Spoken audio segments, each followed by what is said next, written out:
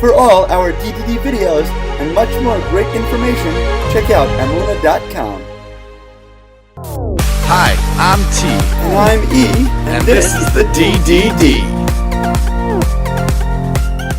Great morning, holy brothers and sisters! Today we are in AvodahZara up to page number 76, which is the last one in the tractate. On 76a1, the sages enacted a decree prohibiting the use of a pot not used that day for non-kosher, even though it cannot forbid the food cooked in it, because it may lead to the use of a pot used that day for non-kosher, while it still imparts a favorable non-kosher flavor and can forbid the food cooked in it.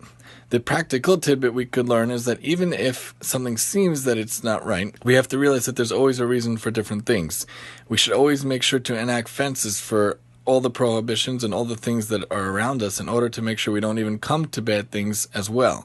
It says elsewhere in Pirkei Avos, siyag l'chach mashika, and many different things have different siyags, different fences, because everything we do needs to have the proper fence, we need to have the proper boundaries, and just as the pot here, the sages decreed that boundaries were needed for the pot itself, so too in our life we have to make sure we have the proper boundaries as well. Rabbi Shalom Rosner explains the Biurei Chasidus Lashas, quoting the Avnei Nezer, who explains the concluding words as the Gemara is completed. Hadron alach hasocher es hapoel uslikala maseches AvodahZara, which normally means, we shall return to you, this name of the chapter, and the tractate is hereby concluded. But the deeper spin on this is that the name of the chapter, meaning a worker who is hired, alludes to the fact that many of us do our work in this world as a hired worker. We might not enjoy a lot of what we're going through, but we keep in mind that there's a light at the end of the tunnel, and we know we will be rewarded for all that we have done and been through here. And here is the deep thought for the day. Although it is good to do good deeds, we are tasked with obtaining a much stronger and more proper connection to our Creator while performing through acts of love. When we do positive actions, but have ulterior motives, it is still classified as a selfish act. We may indeed be helping others, but we are completely self-serving, our own interests of personal reward. Sometimes we might do a favor for someone because we know they will want to do us one back later. Sometimes we perform extra well at our jobs because we know we'll get a bigger bonus at the end of the year. This is all a strange self-worship. AvodahZara practices are real. In Egypt, all the school children were able to replicate the staffs turning into snakes. Sorcerers performed many of the plagues as well. The reason that they're all able to actually do this is that all the branches that were wielded are connected to the ultimate trunk and roots of all infinity. But when someone chooses to break that branch off the tree and worship that idol itself, it is considered AvodahZara and strange worship, for they are disconnecting from the absolute source and only serving what serves them. As Rabbi Akiva Tatz explains so clearly, AvodahZara is in reality a service of the self. So the words we end with here imply that when we stop serving as hired workers and rather serve Hashem out of love,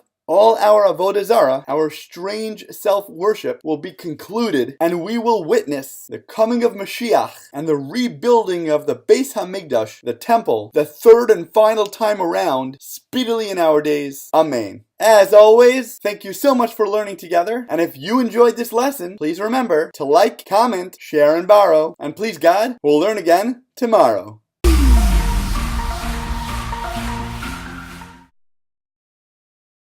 Welcome. Food. Practical tidbit. Third and Gezerah Kadera.